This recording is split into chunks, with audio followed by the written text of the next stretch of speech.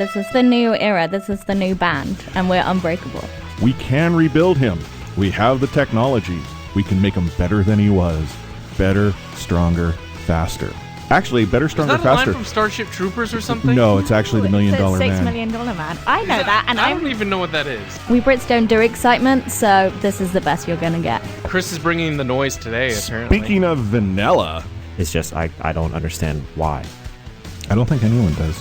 I don't think Travis Green understands. Talking you through every goalie controversy, scoring slump, and draft lottery bust. This is the C4 Podcast on CanucksHockeyBlog.com and CKNW.com. Here they are, the best starting lineup to never wear a C, Chris, Anna, Matt, and Adam.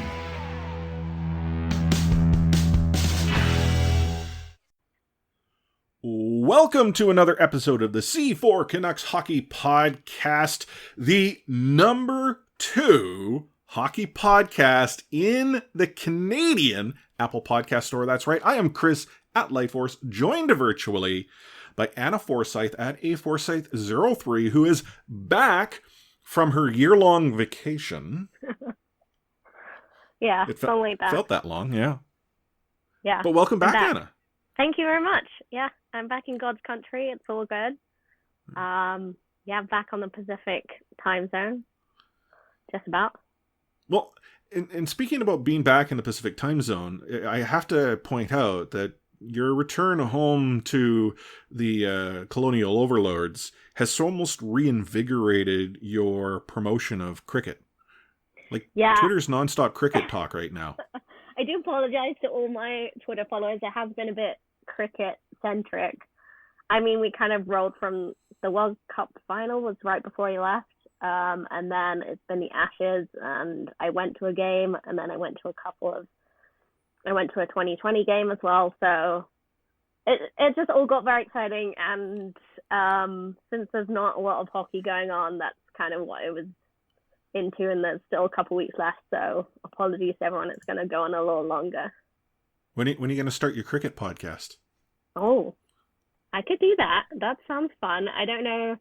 I feel like it would just be me talking about things. I don't know who else there is in Vancouver. Bring me in. I'll talk about Aussie Rules Baseball.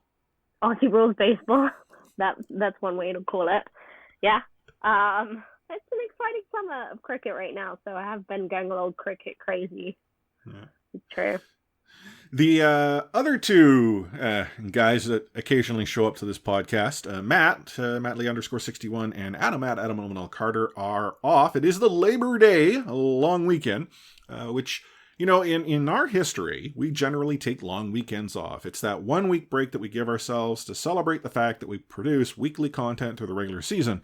But with us being brought to you on the Overtime Media Network, well, we are, again, going to be broadcasting each and every week as we can, because the season is starting soon.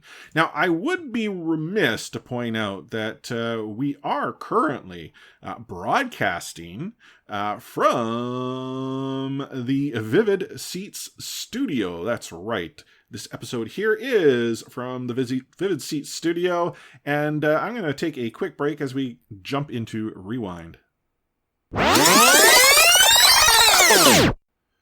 Okay, I know this is a Canucks podcast. I'm going to put this disclaimer out there right now. This segment, no Canucks hockey talk. That's right. If you tune into our podcast to hear Canucks chatter, you'll want to fast forward a bit. It's September, guys. It's Labor Day. Well, it's like the real dog days of summer now. Very little Canucks activity, not a whole lot going on in the NHL, but we do have some stuff we'll talk to. So we've got the F word lined up. We got half full, half empty lined up where we're going to talk hockey. But Rewind's all going to be the what we would call off the rails stuff. And this generally happens, Anna, when you and I get together without, Matt cracking the whip at all. Yeah, we are the ones that tend to go and talk about random stuff more than anyone. And yeah, Matt hates it, but he's not here, so we're going to do it. Cool. Well, first and foremost, as I welcomed you at the start of the episode back home, you have finally returned to Canadian soil. It was a long trip. I mean, what did you get up to while you were there? Did you just go home, hang out with the folks, sit on the couch, watch cricket on the tube? Like what? got up to a lot, especially in the first week I was back. So although I flew to the UK on, I think, the 27th of July, whatever the Sunday was, I didn't actually go back to like my mum's house in London for a week, because the first week I flew straight up to Scotland, did some hiking there with my dad and that side of the family. And then the Thursday morning I got up at 4:30 and flew down to Birmingham. That's like right in the middle of the country, and went to the first day of the Ashes. So cricket all day, which was great. And then the next day I took the train up to Manchester, which is where I went to university, and I went to my friend's wedding that weekend. So Ooh. busy first week for sure. And then I got to do some London stuff and went to more cricket, listened to a lot of cricket on the radio, went to the theatre, and then I spent a couple of days in Edinburgh as well at the Edinburgh Fringe Festival. Sure. Yeah, it's the largest arts festival in the world. Sure. It's pretty cool. I'll trust you. Yeah, it's pretty cool. I haven't been for a few years, but I used to go every single year, and I've taken a few shows up there myself. But it's just so much fun, such good vibes up there. Everyone's just enjoying themselves. I went to a ton of shows, and that was really fun. But yeah, apart from that, hanging out with the family, hanging out with the cat, more importantly. And speaking of cats, there has been a new addition into the Light Force family, right? Yeah. So, what did I do this summer? Well, nothing as exciting as, go to England for a month. But a few weeks back, we happened to go into PetSmart to let Baby Force see the fishies, because Baby Force likes her the fishies. That's cute. And we ended up leaving PetSmart, having put in an application to adopt a rescued kitty. And the following day, we got notified that we were approved. So we now have a little kitty that you might see referred to on social as Kitty Force, because everything with me is such and such Force. Yeah. Her name is Twilight. She's really good with my daughter. I mean, that's actually what was really important to us, because we weren't sure, how kitten or even a cat would interpret this little human being that doesn't quite understand how to be appropriate with animals. And yet for us, we wanted Baby Force to have an animal in her life and a pet in her life, just so that she could learn to become accustomed. So they're actually really good to each other. But it's getting used to having a kitten in the house here. She attacks everything. She likes, if there's a cable, she attacks it. If you're sleeping, and I'm talking like dead to the world asleep, and your toes move, those toes are fair game. And she knows, like, she's there. She knows that your toes are fair game. She does crazy things, but it's pretty cool. Yeah, my summer, I got a cat. Yay! She's adorable. I've never had a kitten. Like, I've never been around kittens, really. My rescue cat that my mom has is 9 years old, I think, now. Yeah. We're actually cat sitting right now, me and the roommate, but that cat is 12. So, usual cat behavior, but doesn't have quite the same mischievous instincts. The worst thing my cat does back home is just try and stay out the whole night. Caterwauling. Yeah. Well, you saw the video of her trying to help me work from home? Yeah, I saw that. Yeah. It's very cute, and because I don't actually have to deal with the problem, it's very funny. For those of you who did not see this video, Twilight, she comes up onto my computer desk. It's like if I'm working, she wants to be like right on the keyboard. And so eventually I just cave. I'm like, okay, I hold her, and I'm still sort of trying to, work with my sort of mouse hand and one hand on the keyboard and all that. And she decides, oh, hey, I like your face. Let me start like kneading it. Yeah, they like to do that. So there's that. Or like I'll have my headset on, and the wire will fall down, and next thing you know, someone's pulling the headset off of my head, like in the middle of a client call, because that's what cats do. So anyhow, I got a kitten here. But was not approved for Canucks related names. What do you mean? Like, I know a lot of our fans in Discord were suggesting some Canucks related names, but that did not pass by. Oh no, heck no. Life Force, Marnie? She vetoed every single one of them. She wasn't on board with that game. When we were trying to think of names, the reason we went with Twilight, she's like a black cat, with this like sort of gray tabby in her. Like you can sort of see it. So it kind of looks like sort of, at dusk when the stars are just coming out, and she's got white paws and that. So, and it's a unique name. Yeah, but you know what people would think. They won't think about the time of day. They're gonna think about the books and the movies. Oh, well, see, I think about the Vancouver Titans podcast and the fact that one of the Vancouver Titans' handle is Twilight. Oh, yeah. I don't think many people are going to think about that now. At least not as many people maybe listening to our podcast. And that's sort of been the other thing in the summer is the Vancouver Titans have been doing extremely well. Like, again, I get that there are many of you that when I call it esports are like, oh my God, it's not sports. And I'm not here to argue that. But that's just what it's called there. As far as the competitive world is within Vancouver, there isn't a whole lot of success right now. You got like the BC Lions, they're not doing so hot. The Canadians not having a good season. The Canucks have been a rough spot. Oh, geez, don't get me started about the Whitecaps. It's so frustrating watching the Whitecaps right now. Like, I'm surprised you're still going, honestly. Every time I see on Facebook that you are still going, I'm impressed at your patience. Oh, it's so, like, the Vancouver Canucks, as much as I go and grief on them as to, rushing things, I have said time and time again, I like all of the pieces they have in the cupboard, and like I see there's a future and there is a light at the end of the tunnel. I couldn't tell you that with the Vancouver Whitecaps. The Whitecaps organization is in a bad way, and like, it's different sports and how they do things, but like they don't have a development program. They don't have like a development team. They don't have a means to. Yeah, they did, and then I don't know, cost too much money to run. Yeah, wasn't it going pretty well?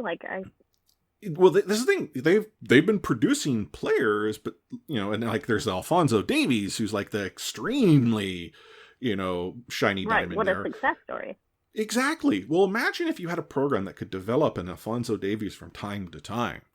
You think there'd be value in that and it would help make your team better. Hell no. Like, this is the weird thing about this team. So, I would take what the Vancouver Canucks are having to go through because I can see the light than the Vancouver Whitecaps today where I'm like, I got nothing. I love the game of soccer, which I know probably irritates you just a bit that I'm not calling it football, but you're allowed. I'm just saying I won't do it.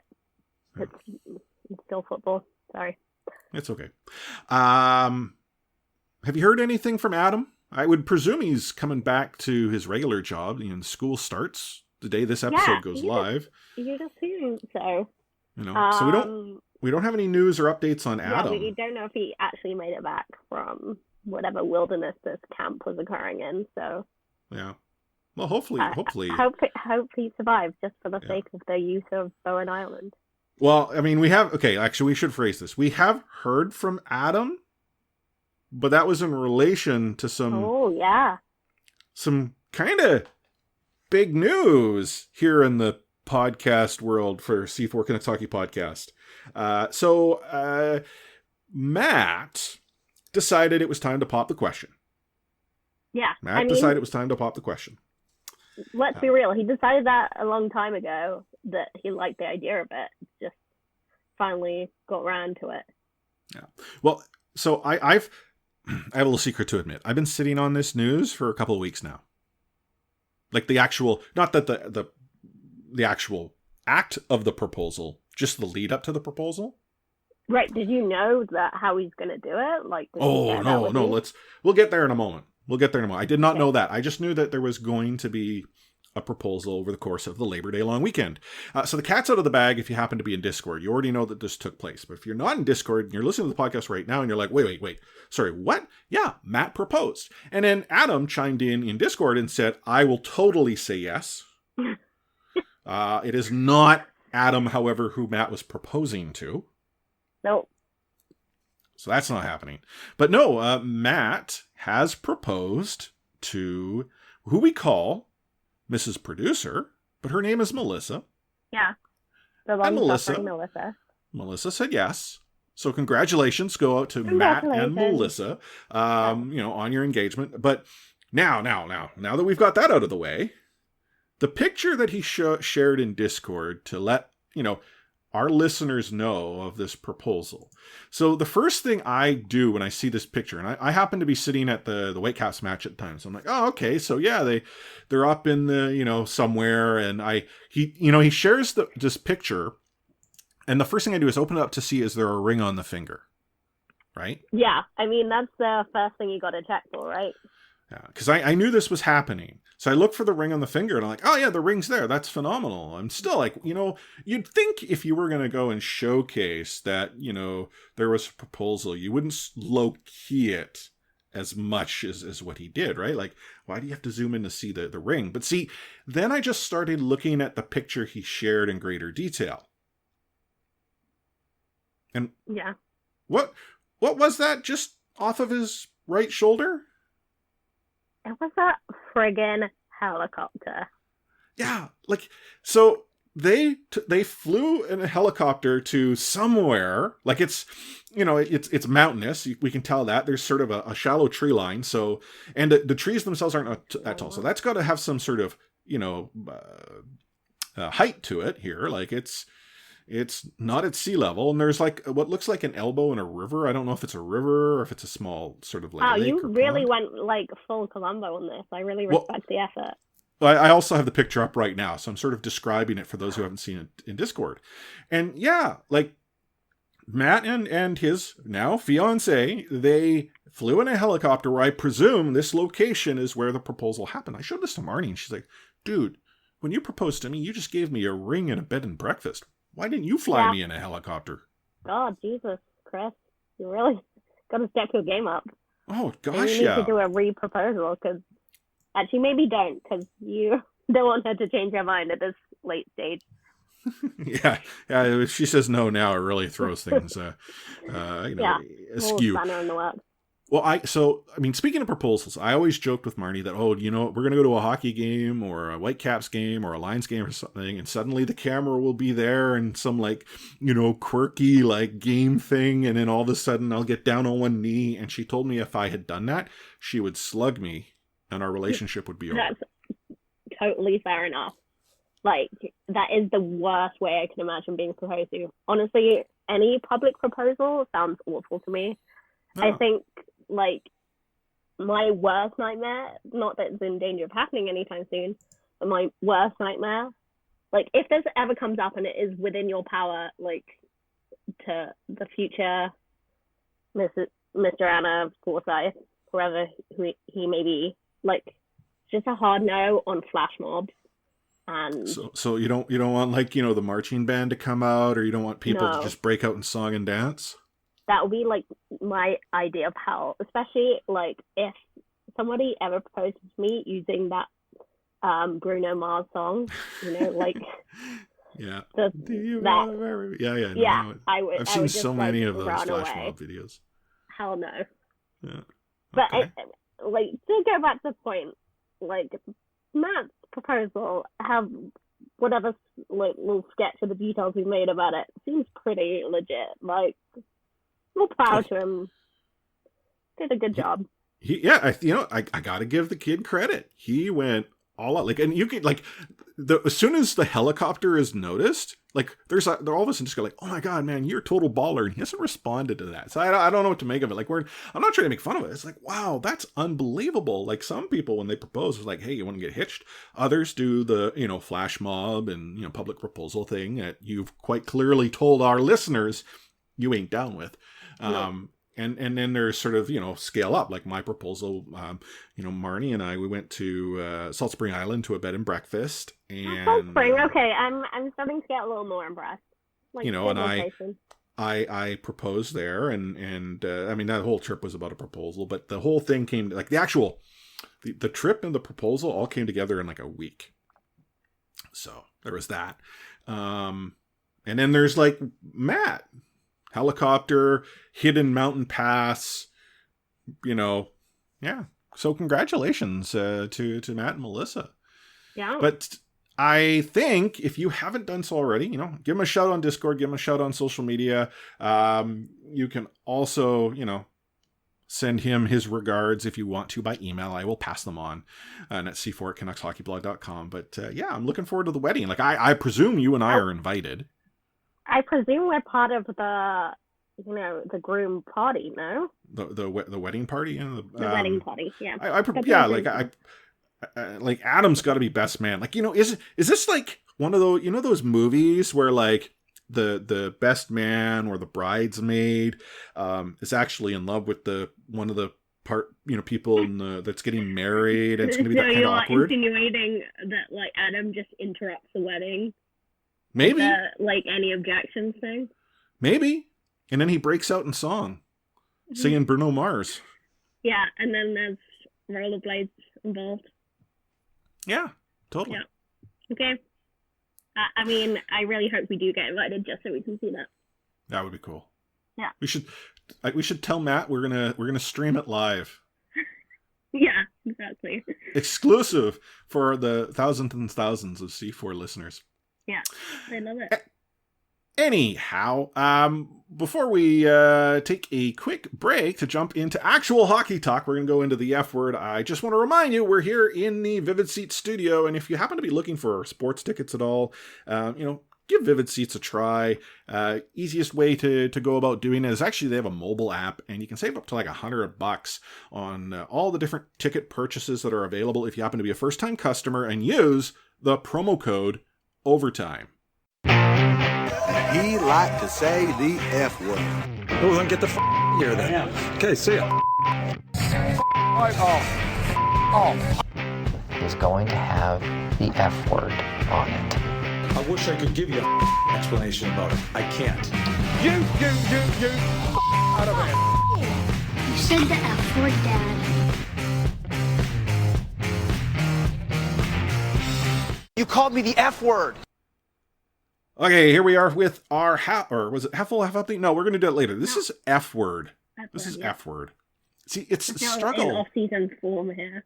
Yeah, it's a struggle to do the F word when I was going to say the F-man himself, Adam, isn't here. I mean, yeah, he is the fuel and the fire. In other words, beginning with F in the F word. So. Well, as with any F word, and I think this is the thing that we've talked about and beat senseless, but we still don't have an answer to, how do you solve a problem like Loui Eriksson? I mean, he's just that little bird that sticks to your skin, eh? He's just like, you try and get rid of it, like, he's just still there. And I think we've sort of resigned ourselves, and what seems to have also become the collective opinion of those in Discord, he's bound to Utica. Like, this is a guy who's going to go and play in upstate New York and learn real quick what it's like to ride the bus to each game. Like, how long do you think Loui Eriksson goes about doing his business that way? I was going to say, do you expect him to even report? Well, wouldn't that be, like, if you're the Vancouver Canucks and you assign him to Utica and he refuses to report, they can then suspend him and potentially like terminate his contract, no? Yeah, that's true. I guess he doesn't endanger. He wants to like keep out of that side of things. I mean, I don't expect him to do a like Sam Gagner where he like fully commits to that minor team life. I say fully commits. He has to be switched to a different team, which to me is just like wild that the Canucks just agreed to that. Like one of the team's biggest rivals, no less. But yeah, I don't expect him to do that. I can't see him being suited to the AHL life. And as much as like as annoying as a hockey, like I haven't enjoyed watching him play. He is not worth his contract, but there's some pretty bad players in the NHL. He's not necessarily an AHL player. He just is not worthy of the contract we have him on, and he's not in the right place. Right? No, I wholeheartedly agree. I'm thinking that, like, I mean, his time in Vancouver has to be done. If he gets played over other players, it's because he's had such a phenomenal camp and suddenly realized the end is near and he needs to perform. Or two, the Vancouver Canucks are I don't know what the Vancouver Canucks are at that point. Like Travis Green has said the best players out of camp will play. Jim Benning has said that, there's going to be an opportunity for the kids to show that they belong as full-time NHLers. They both have to say that. Right, but if they then go back and look, Loui Eriksson plays because there's really no other, means to deal with him. "Quote unquote" play should be up in the press box where he's playing Candy Crush or whatever, they do to pass the time. As far as him going to another team though, I think we've reached the point with Vancouver Canucks would have to say, can you take our Loui Eriksson and what type of package can we go along with it to entice you? I was just sort of. But surely they've been trying that. Oh no, I know. But got to the point where they realized that they couldn't just. But trade. Yeah, and I think there's more that could happen as the season sort of gets closer. I was just sort of casually looking at Cap Friendly now, and I noticed that the Columbus Blue Jackets, who currently have 47 contracts, they have some space and are only 5 or so mil up above the cap floor. Well, they don't have a second and a third round pick in 2020. So might they be interested in taking one of those? But here's the risk is, the Vancouver Canucks potentially may not have a first round pick this year. Yeah. Or in the next draft, right? That's not the end of the road because, hey, they've made the playoffs and all. But maybe that's the struggle is the Vancouver Canucks, knowing this, are now kind of hesitant to go and give up late round picks. I don't know. I don't know what we're talking about a player who also still has full control over where he gets to go. I mean, that's also the issue. You're saying we don't want to trade away picks, which is true. We're still rebuilding, retooling, whatever you want to call it. We aren't done, that's for sure. But at the same time, Loui Eriksson himself is acting as a roadblock to younger players and the development of the team. So you kind of have to weigh up that, how much you're mortgaging the future anyway by holding on to these big contract players. Yeah. Well, here's a question for you then. Let's say, hypothetically, in a weird world, Loui Eriksson says, yes, I'll go to Columbus. Now, Columbus agrees to take Loui Eriksson and his entire $6 million cap hit. What would you be willing to give up for Columbus to go about doing that?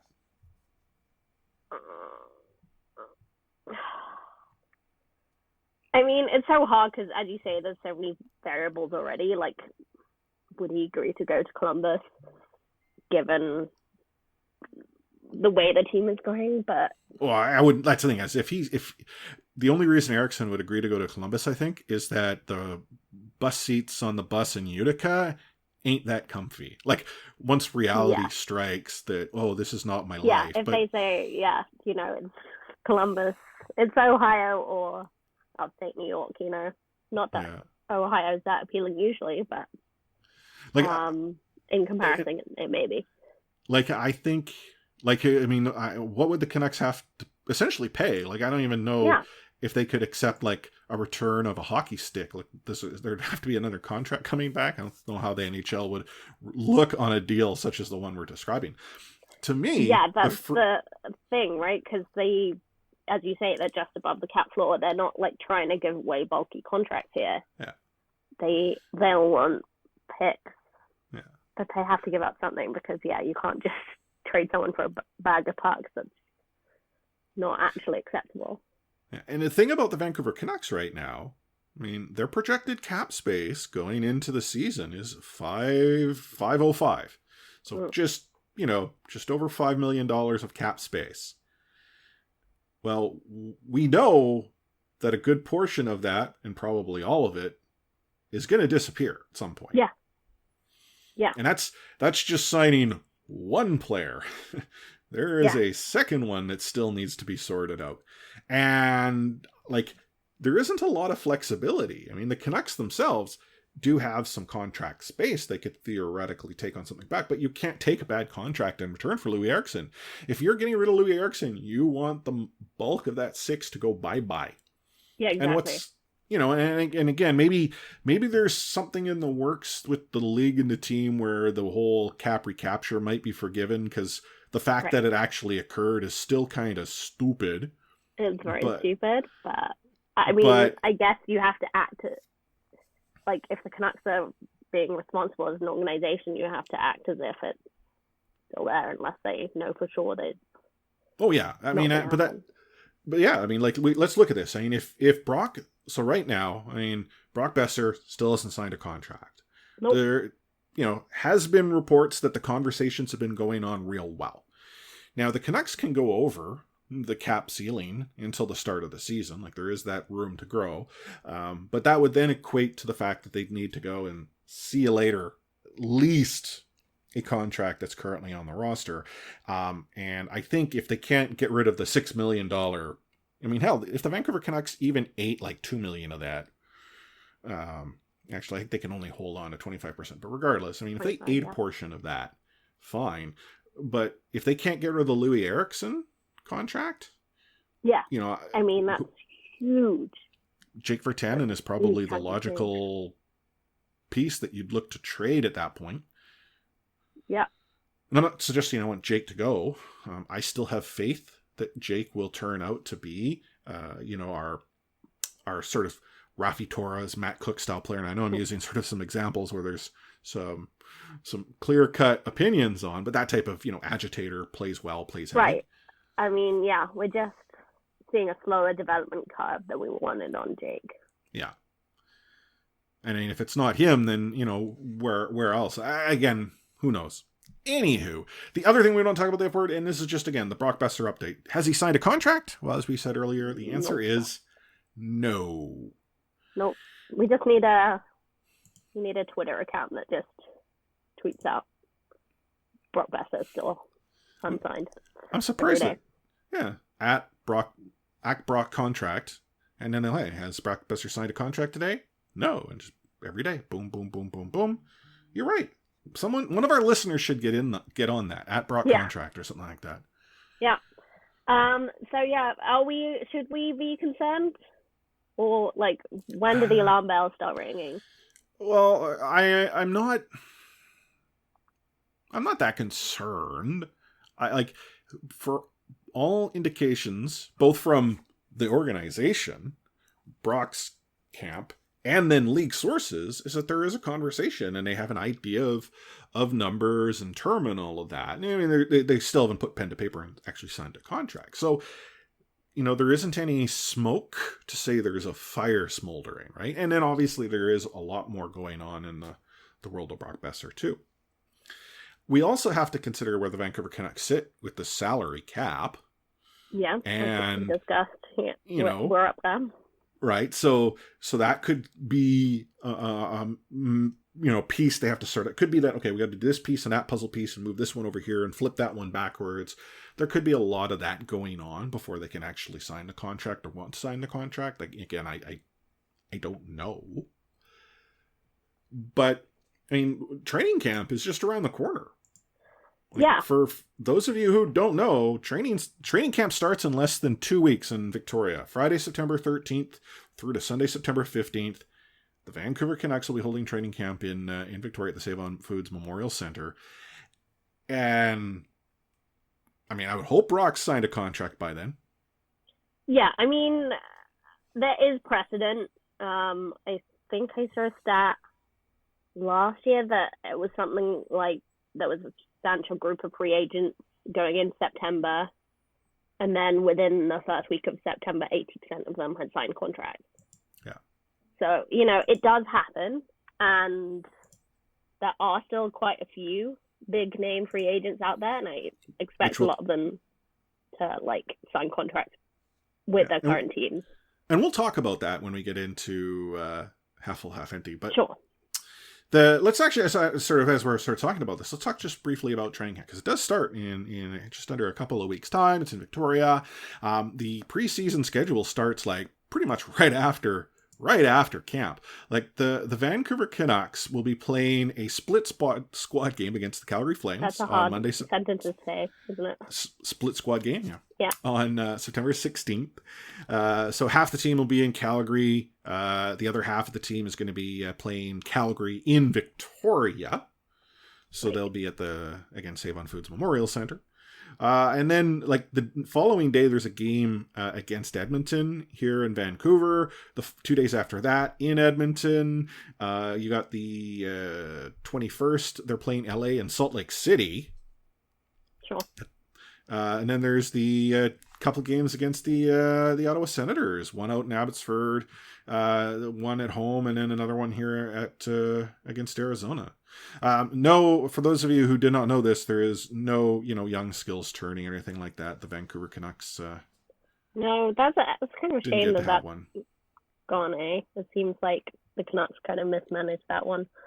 But, yeah, the preseason is coming up pretty fast, so it'll be interesting to see. Hopefully some young players get some ice time in those.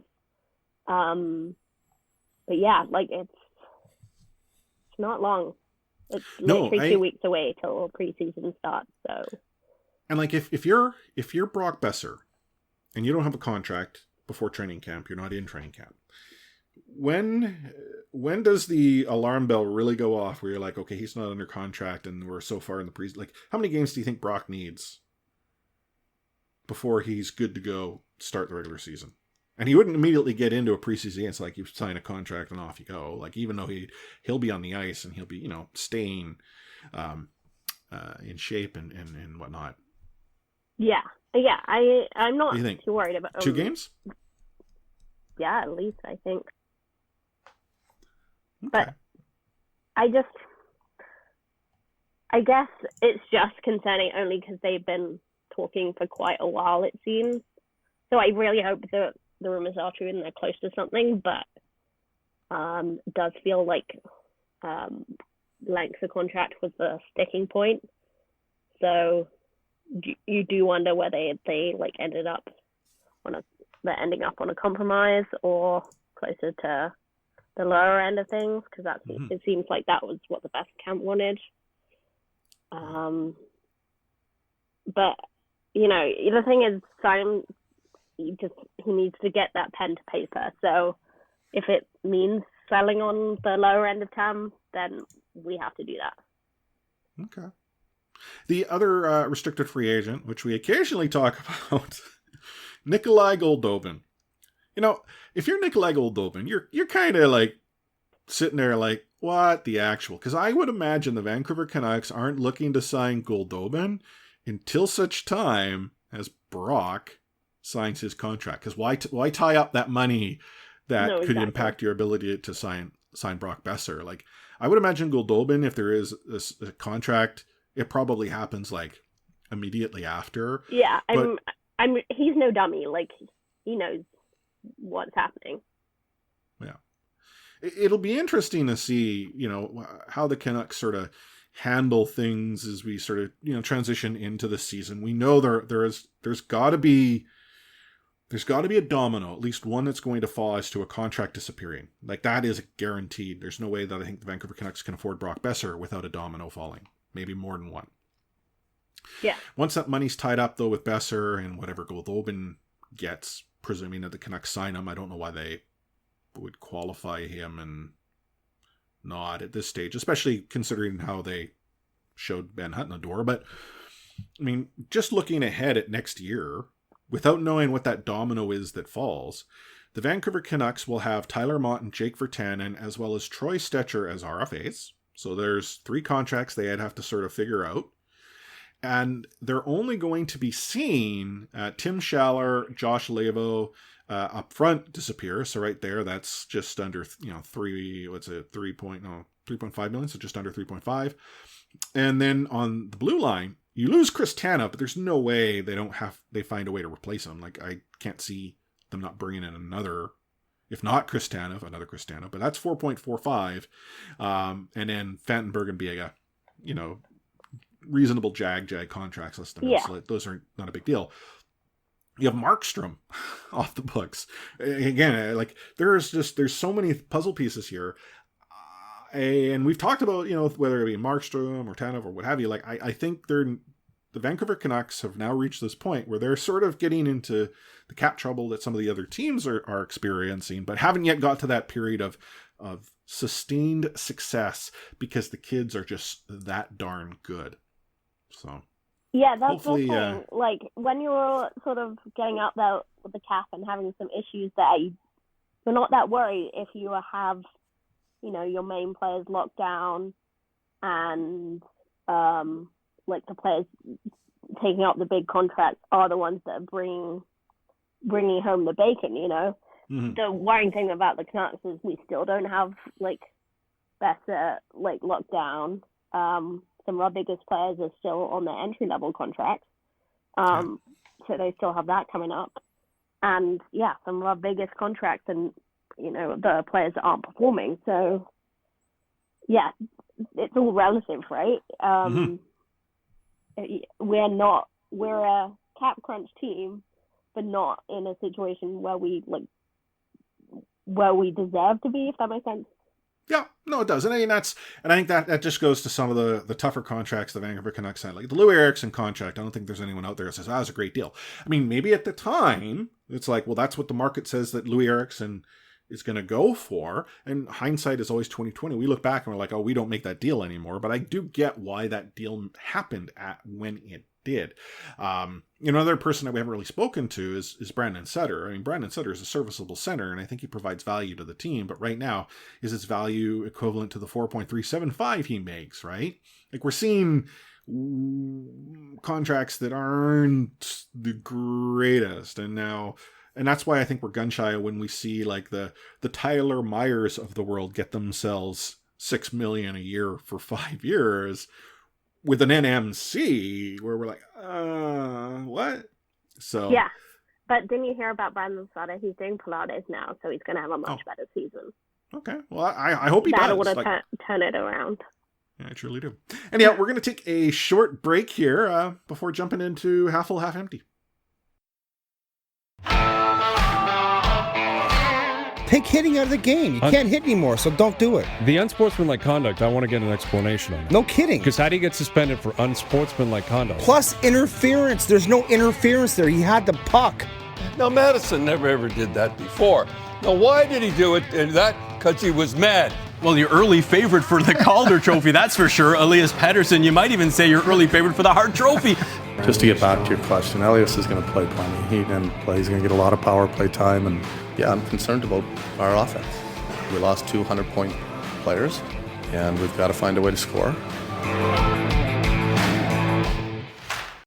So we talked about free agents, restricted free agents to boot, but free agents just in general, in the F word. And one of the things that Anna, you alluded to is there are still some free agents out there that are deserving of contracts. Now, the one that pretty much everyone's talking about, because it's the only restricted free agent that matters in the country as far as I'm aware. Like, I don't know of any other restricted free agents that might exist in Canada. You got Mitch Marner.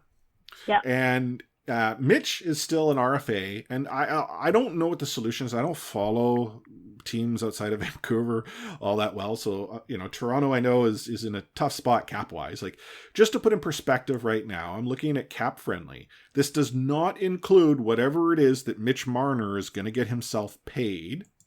But the Toronto Maple Leafs are currently exceeding the salary cap by $3 million. Yeah. So they are $3 million above the actual ceiling of the cap without a Marner contract. Yeah. I mean, yeah. Hell, at least we know the Vancouver Canucks could theoretically say, hey, Brock, you know what? Can we give you 1 year for $5 million? We just got to make it happen. Like, I mean, not to suggest that's what I'm saying that would occur. No, but, right? That on option a technicality, exists. they could squeak in. Yeah. I don't know. I'm speechless. I don't know what the Maple Leafs have to do here. Like, there was that hot rumor coming from some media guy out east. We talked about in the last episode where he's like, oh yeah, the Vancouver Canucks have been knocking on the Maple Leafs door about signing Marner. And okay, cool. That would be awesome and all. But if the Canucks were to sign Marner, is Toronto taking Loui Eriksson back? And that still doesn't solve the Brock problem, right? Who would we be sending to Toronto? Toronto, I mean, that's the thing. Toronto is in such a spot that they can't take players back, really.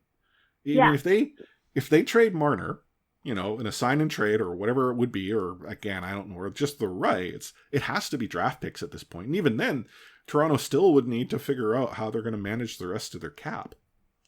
Yeah, so they're even in a tighter spot than us.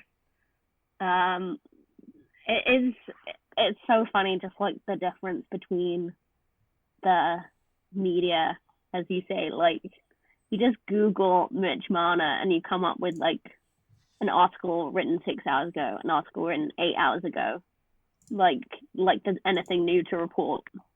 And there is one of the articles that came up from today was why the Maple Leafs should let Mitch Marner sit for the season. Oh, teach him a lesson. Yeah, exactly. There's some wild opinions out there, that's for sure. Every time I think that Canucks Nation is crazy, you only have to look over yonder in the east and realize, we got nothing on them. Well, but like if the Toronto Maple Leafs are in this position because they drafted really well. I mean, was it only 2 years ago they essentially weaponized cap space and had like 1 million draft picks? Yeah, they had like a pick in every single round, like 2 picks in like the top 4 rounds or something. It was crazy.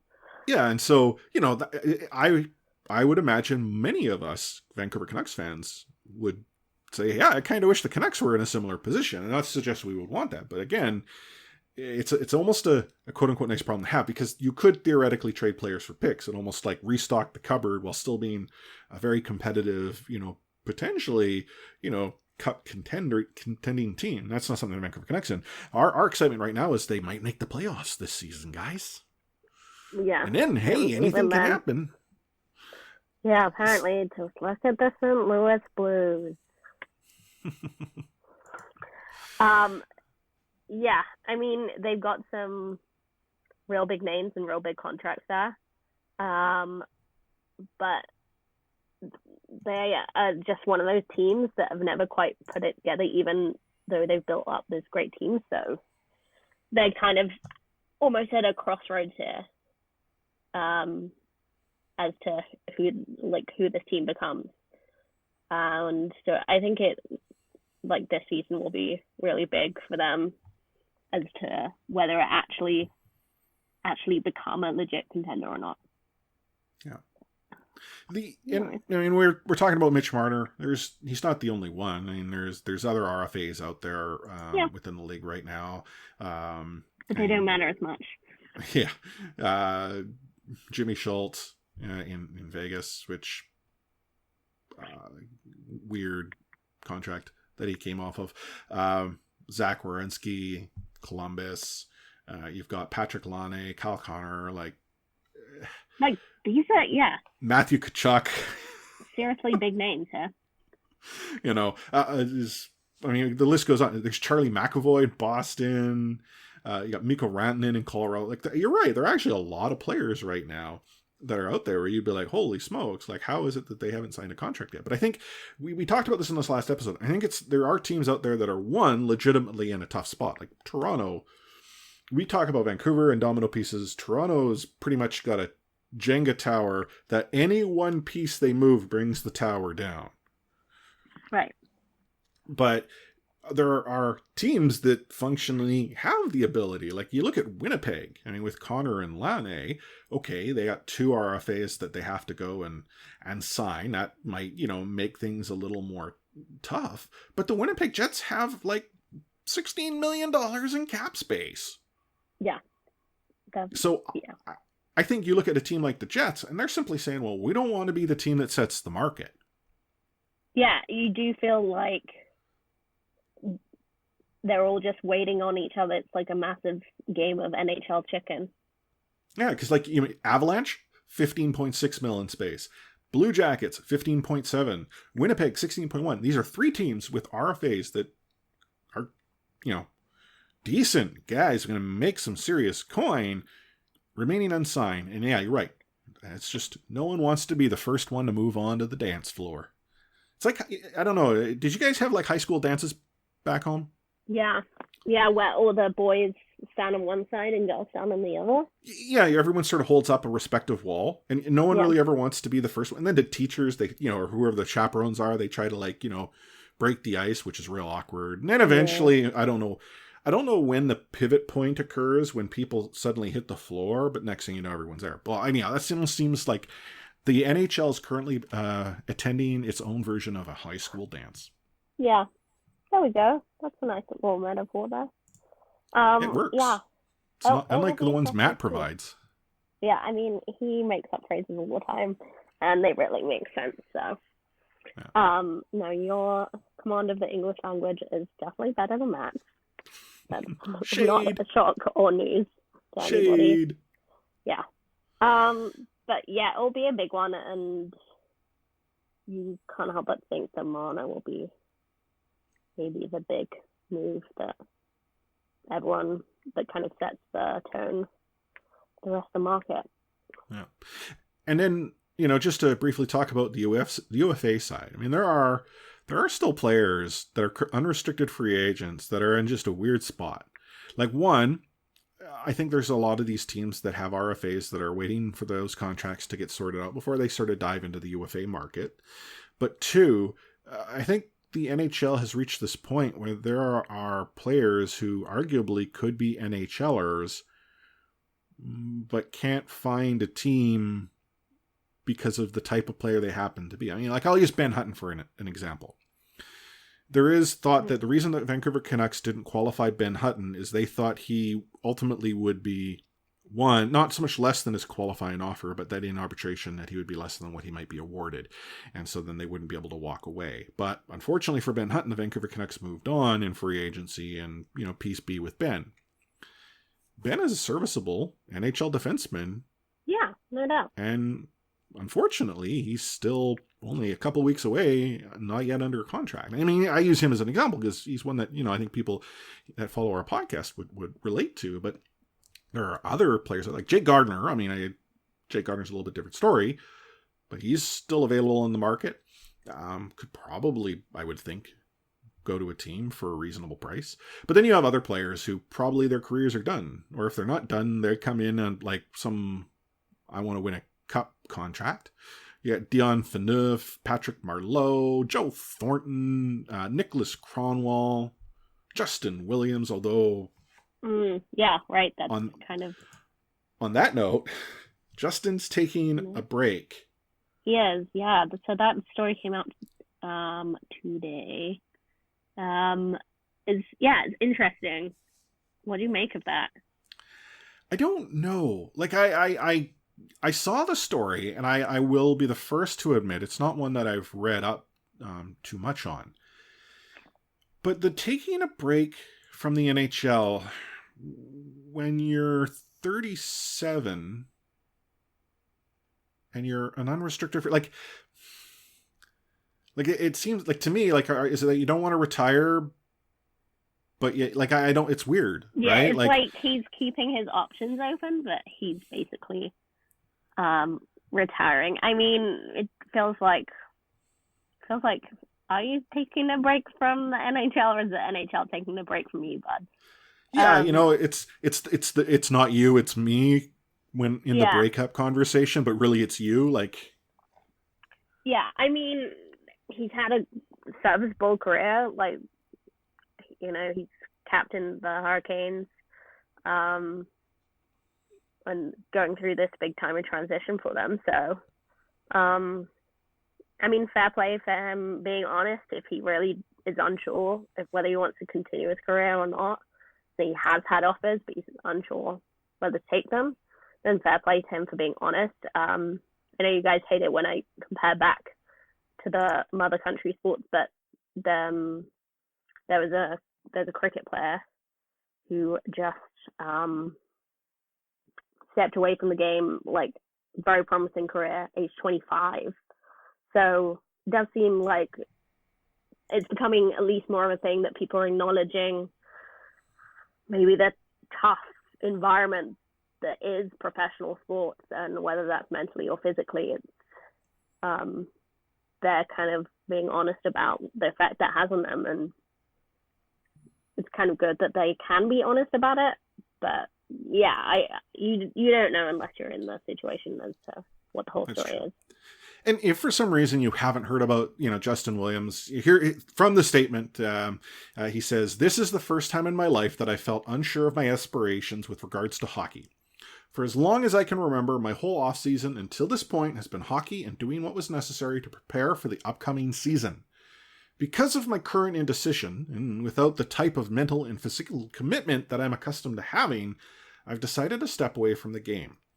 It's important to me that the focus of attention is on the current very talented group the Carolina Hurricanes have assembled as they prepare to build on the momentum and the growth we established last season." And, hearing that, it sounds like I'll use the Roberto Luongo retirement. Like Roberto said, "Hey, this is the first season where I haven't felt that drive that I want to go through everything to get ready. Like my body, it's just like I just don't. The fire's not there." Now that might be what he was saying. Maybe it wasn't actually the truth based on what people have talked about and how the Panthers approached it. We don't know, but that's sort of what I feel Justin's saying there, right? Yeah. Like I don't know, but does he let's say Justin takes time off. Does he come back, like Matt Sundin did to the Vancouver Canucks for a short window to, push the team into the playoffs and potentially win a cup? Like, is that what this might be? And, with Matt Sundin, it's sort of that was it. That was the last hurrah and it was over. Maybe there is some thought to that. I mean, are we going to see Justin Williams playing poker over the course of the holidays? Well, rumors abound. Does he sign with, Carolina or whomever? I don't know. Like, I kind of think he's done. It's just, it's weird. Yeah, it does feel like that. I mean, who knows? He could come back mentally and physically refreshed and somehow get this new lease of life and spark in his career, but it doesn't seem that way. It does seem like this is maybe the end. But another player that is taking a break right now, Vancouver fan favorite Eddie Lack. Mm-hmm. That's kind of a different story because obviously he's younger than Justin Williams. He's at a different stage of his career, but he felt like he couldn't put his body through the NHL rigors at the moment. He's coaching in Arizona. He's coaching in Arizona. Do you think he comes back? Do you think there's a route back for him? Well, okay, so when we compare like Eddie Lack, Justin Williams, age, Eddie still has sort of age in his favor, whereas Justin does not. Yeah. Eddie Lack, however, as a goaltender in a league that has fewer opportunities for goaltenders, is in a much tougher position. Like it's not like Eddie Lack was, lights out goaltender who had a real rough go injury wise and needs the time to rehab. And I'm not trying to take anything away from Eddie. Like, I loved him when he was here in Vancouver, and I think, he does have a future in the NHL still if he were to come back. It's just what that future might be, may not be in line with what he wants to do. I kind of wonder if he's done. Like, I get that he's going to keep himself busy and let his body recover, but he's coaching. He's gone into like an actual coaching role. And it's kind of like that, I always talk about like when I retire, I'm going to still do something to keep myself busy. I wonder if that's sort of what this is. He's young enough that he can keep the doors open, but really might this be the transition into, another job, the next phase of life? Roberto Luongo's got to be going into broadcast. Right. I mean, it would be a damn shame if he didn't end up in broadcasting in some respect. The thing about going into coaching and taking that step down, like, it's hard because he's obviously not putting his body through the rigors of NHL, or even AHL, like playing, traveling on coaches and playing all the time. So his body may recover, but by that same token, if you're out of the game and you're not playing to that high level for a long time, like how hard is it to get yourself back in? Yeah. Well, the game moves on. Exactly. Right. Especially like goaltending, like it's changing all the time. yeah, it's a tough thing to do. And I mean, you had mentioned this in Discord as part of our rundown, like, is this now sort of what we're seeing with Justin Williams and Eddie Lack? Is this going to become a thing? To answer the question, I think it is. I actually wonder if now players are not so much losing the drive to play, but now sort of wondering, do I want to continue to do this? I don't know. Like I speak from a place where I haven't played anything competitive in forever. Not that I ever played anything professionally competitive, but like that competitive spirit. Like when I played soccer, when I played softball, when I played, like, hell, things like floor hockey, I was competitive. I wanted to win. I wanted to do well. And as I started to not do things as well, that's when I'm like, I don't know if I want to continue to put myself through this for what I was not, I wasn't getting as much gain out of it anymore. So I kind of think that, you look at the way the game is is so mechanical. Like, I mean, hell, when I first became a Vancouver Canucks fan, like when I started following hockey, because I'm old, the point of training camp was to get in shape for the hockey season. Right. To shake your cigarette habit that you've gone whole hog into in the summer, and to work off that beer gut that you got while, hanging out with the, family at the lake and drinking beers. Right. That was training camp. Training camp was actually conditioning camp. Now, they put you on the O2 test and try to kill you on, like, the day before training camp. Yeah, like it's a completely different ball game, to use the incorrect phrase, but like it's a huge, like, physical commitment every time you play, and yeah, whether that's kind of sustainable, yeah. And I think, like, as you get older, as your body's taking this beating, like the time it takes to recover becomes longer and longer. And so you have to do quite a bit more. And on top of that, you're having to also look into your rearview mirror at all the kids that are doing the same thing, but because they're younger, youth is on their side. Like, I think it's going to be a thing. I'm not suggesting that now, like, retirement age is going to drop, but we might now start to see more and more players reach a point in their career where, the things aren't adding up. Or if they take a break from the NHL, it's taking a break from the NHL and maybe heading somewhere else. Yeah, and not to say this is the case for either Eddie or Justin with their breaks, but I think as we're trying to be more open about mental health, I think maybe it might become a thing, but players are just honest about the toll it takes on their mental health playing, in the league, in the spotlight, and all the pressures that come with that. So I know, to bring it back to cricket once more, Sarah Taylor, as I'm apt to do, Sarah Taylor, who is the wicketkeeper for the England women's side, and she's widely regarded as the best wicketkeeper in the game, either man or woman.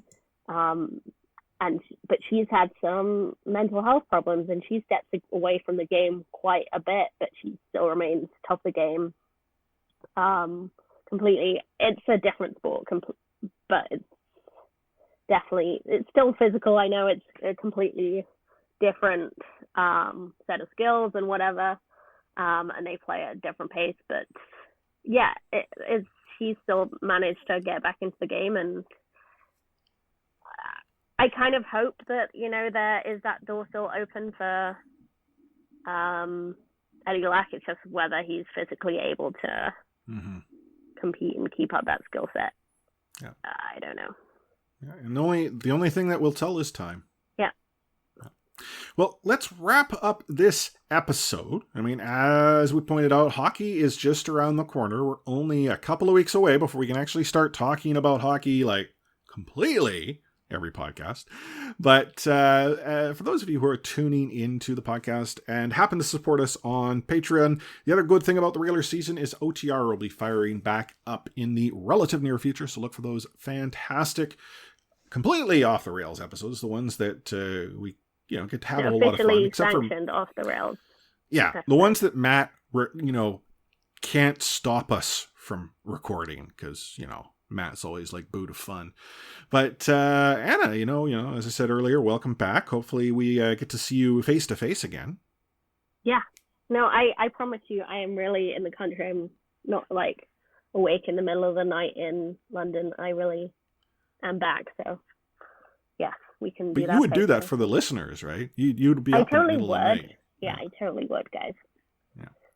But if you are looking for the C4 podcast and you happen to stumble on us wherever it might be, whatever podcast player that it happens to be that you're using, we would ask that you hit subscribe and tune in each and every week as the hockey season starts up. As I said earlier, hockey, and we'll be talking about it nonstop. There's a reason why we're the longest running Canucks podcast in the market, but really the longest running Canucks podcast anywhere.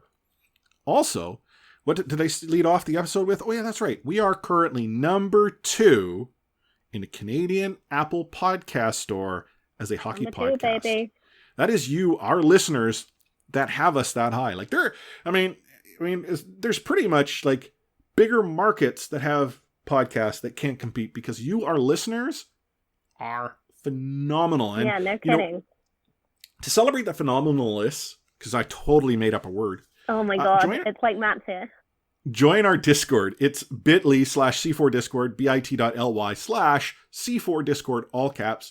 You can take part in the conversation at Gate 16. You can go and actually see this picture of Matt and his helicopter proposal in the Mountain Pass. Proposal. Which, again, congratulations to Matt and Mrs. Producer Melissa.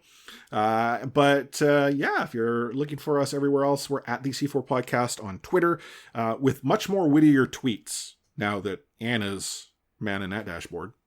Yep. I promise to also keep cricket tweets to a minimum, just solely to my timeline. But yeah, until the Ashes are finished and hockey season gets going again, they aren't going to stop. And then on Facebook, facebook.com/C4 Podcast. And as always, CanucksHockeyBlog.com. But to sign off the C4 Canucks Hockey Podcast, brought to you from Overtime Media, I am Chris at Lightforce, joined by Anna at Forsyth at 8403, missing in action, Adam at Adam Ovenel Carter at Adam FOC, and Matt Lee at Lee _61. Because we're out.